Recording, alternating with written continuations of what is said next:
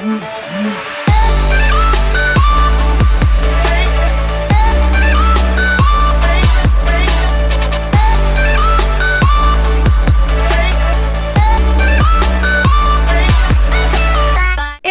amis, bienvenue sur ma chaîne, j'espère que vous allez bien. Aujourd'hui, on va parler de comment organiser sa semaine de training. C'est une question que beaucoup d'entre vous m'avaient demandé, donc aujourd'hui, je suis là pour vous aider. On va répondre à cette question. Si vous vous demandez combien de séances faut-il faire par semaine, quel jour s'entraîner, combien de fois faut-il travailler un groupe musculaire, bougez pas, ici ça arrive. Aujourd'hui, on va aborder entre guillemets l'aspect général d'un programme. Pour ce qui est de la construction des séances en elles-mêmes, cela concernera une autre vidéo que je vous prépare et qui arrivera très prochainement. C'est parti, on commence tout de suite.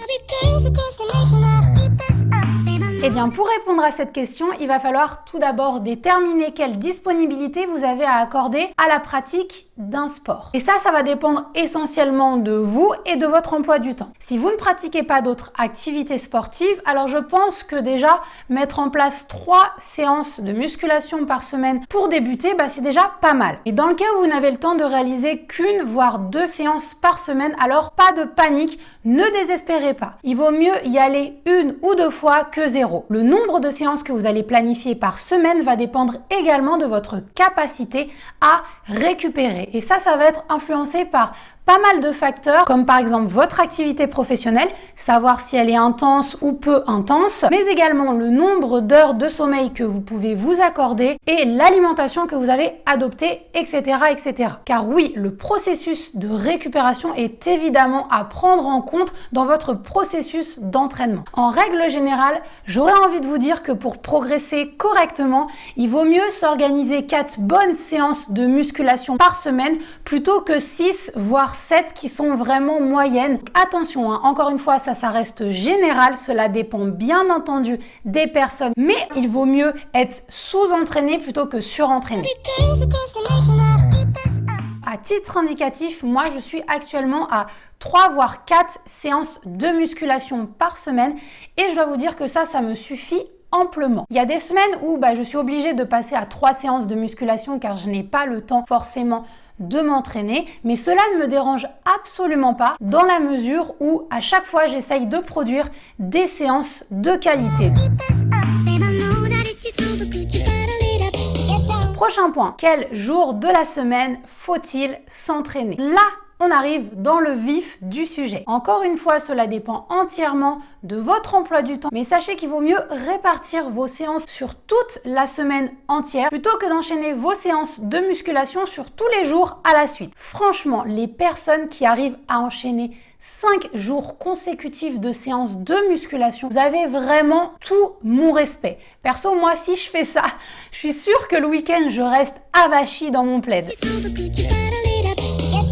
À titre indicatif, voici comment je peux organiser une de mes semaines. Comme vous pouvez le voir, j'alterne vraiment jours de muscu et jours de repos et je le base sur tous les jours de la semaine. Mais je peux également parfois opter pour ce schéma suivant s'il n'y a que 3 séances de musculation dans la semaine. Étant coach sportif, je fais également des cours collectifs. Il faut que je m'adapte et que je sois flexible dans mes séances. Prochain point. La fameuse question. Dites-vous bien une chose, il est très compliqué, voire impossible d'ailleurs, de travailler 2 fois chaque groupe musculaire par semaine.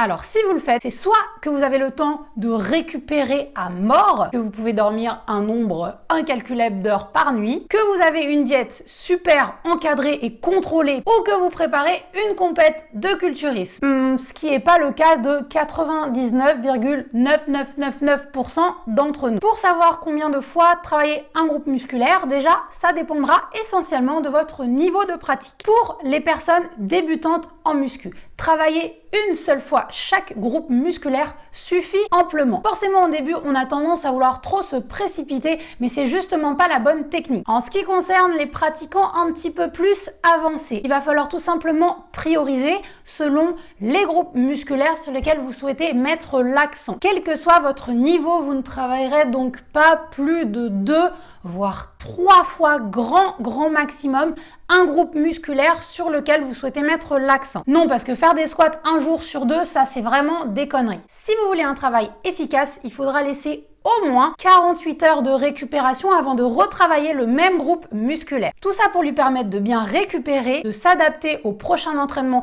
que vous lui imposerez pour pouvoir générer de nouvelles performances. C'est ce fameux principe de surcompensation auquel je suis tellement attachée. Ce que je fais personnellement pour établir ma semaine, c'est que je commence déjà toujours par placer les séances qui me sont les plus importantes, les séances des groupes musculaires que je souhaite développer en priorité. Chez moi, en l'occurrence, c'est le bas du corps et le dos. Donc déjà, je commence à placer mes séances bas du corps qui sont mes plus grosses séances sur des jours plutôt calmes où je sais que je n'aurai pas une grosse journée de travail. Donc, je n'ai pas de jour précis concernant tel groupe musculaire. Ensuite, je place le reste de mes séances, à savoir le haut du corps et le cardio. Je fais attention à pas faire de grosses séances avant mes jours de bas du corps pour éviter justement de moins performer. Voici par exemple une structure d'entraînement que je peux suivre dans la semaine. Une séance de cardio par semaine, cela me suffit amplement, avec 1 à 2 séances haut du corps et toujours 2 séances bas du corps.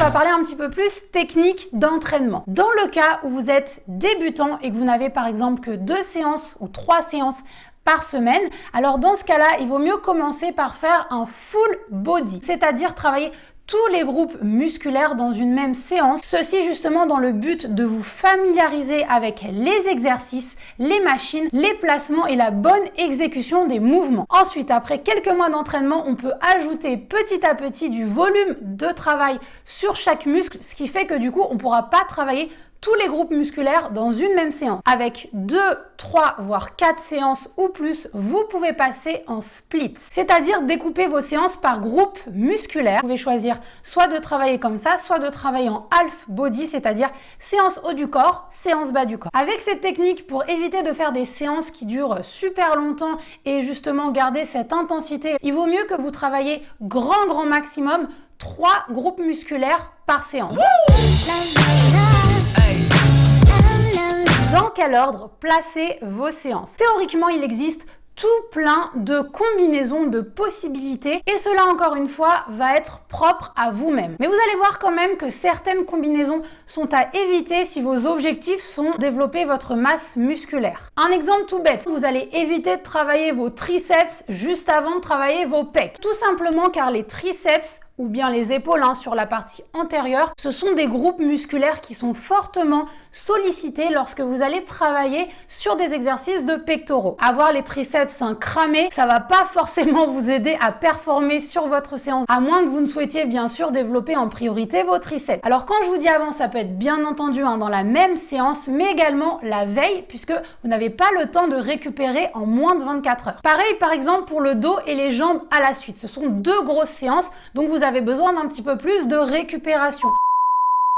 Par exemple, avoir les muscles dorsaux super fatigués, ça va pas forcément vous aider à performer sur un squat par exemple. Encore une fois, vous allez devoir prioriser selon vos objectifs. Et même si vous allez bosser tous les groupes musculaires, vous cachez pas derrière votre ordi, les mecs qui font que les pecs et les filles qui font que les fessiers, je vous vois. Vous n'allez pas pouvoir vous donner à fond sur toutes les séances, vous n'allez pas pouvoir bosser tous les groupes musculaires de la même intensité. Et enfin, dernier point sur l'organisation de vos séances, identifiez vos points faibles et ne les négligez surtout pas. Si vous sentez que par exemple, sur les exercices de pectoraux, vous avez les épaules qui prennent le relais, dans ce cas-là, fatiguez les pectoraux avant pour plus les ressentir dans votre séance. Et voilà, on a fini. J'espère que ce contenu vous a plu et vous a énormément aidé à organiser votre semaine. Si c'est le cas, n'hésitez pas à me le dire en commentaire. N'hésitez pas à vous abonner pour ne rien manquer, à partager autour de vous. Vous pouvez me retrouver sur mes autres réseaux sociaux, bien entendu. Et on se retrouve très bientôt pour de nouvelles vidéos. Ciao, ciao. Can you handle that?